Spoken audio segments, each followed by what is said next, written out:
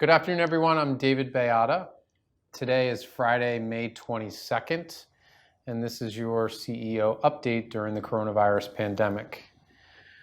One of the most important channels we have for communication with each and every one of you is our feedback survey, our Keep in Touch survey.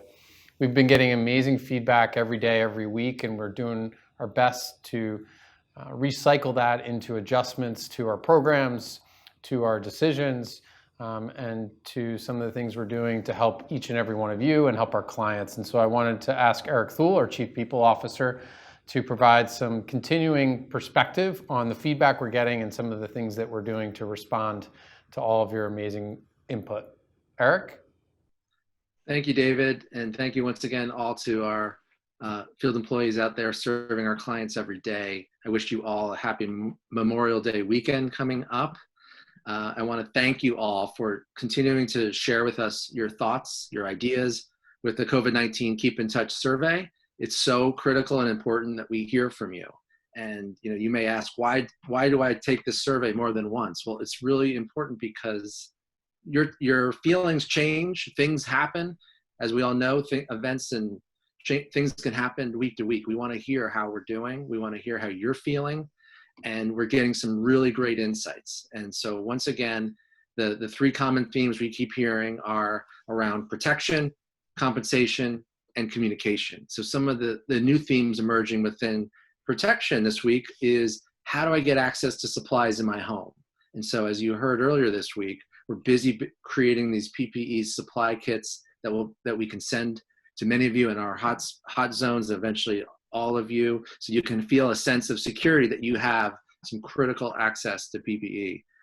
Other themes that we're hearing around travel logistics, sometimes just the travel it takes for you to get out of your way in a given day to go get the appropriate PPE supplies. So that the team is busy thinking about creative ways to make sure we can cut down on your travel time and make sure that you have the appropriate supplies. So these insights are critical to understanding how we can pivot and make some changes. I want to say that last week we talked about hazard pay. So some updates to share with you that the House of Representatives did pass the HEROES Act, which does include some of this hazard pay component, but it has to go through the Senate.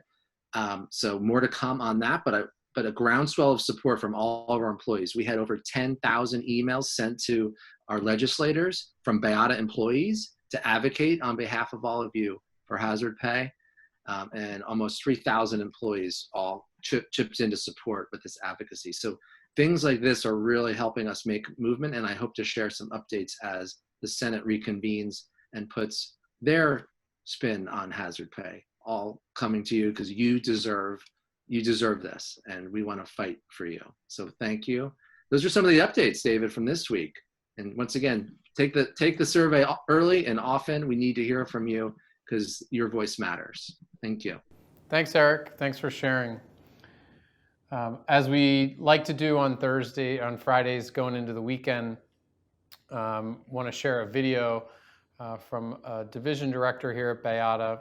A BAYADA nurse, started in the field, Virginia Steelman, rose through the ranks as a manager, then director, now a division director in our skilled nursing unit down in the Southeast, really focused on talking about the importance of home care. And if there's a silver lining from the COVID-19 pandemic, it's that all of society is actively thinking about, glued to the TV, reflecting on how important it is to feel safe at home.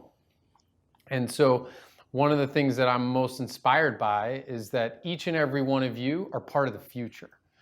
We are leading a change in the way that healthcare is delivered from an institutionally centric environment to a home-centric environment. And while in hindsight, I won't love pointing back to a pandemic that created increased awareness about this in our society, it is one small silver lining that I think is critically important, and it's really all about each of you.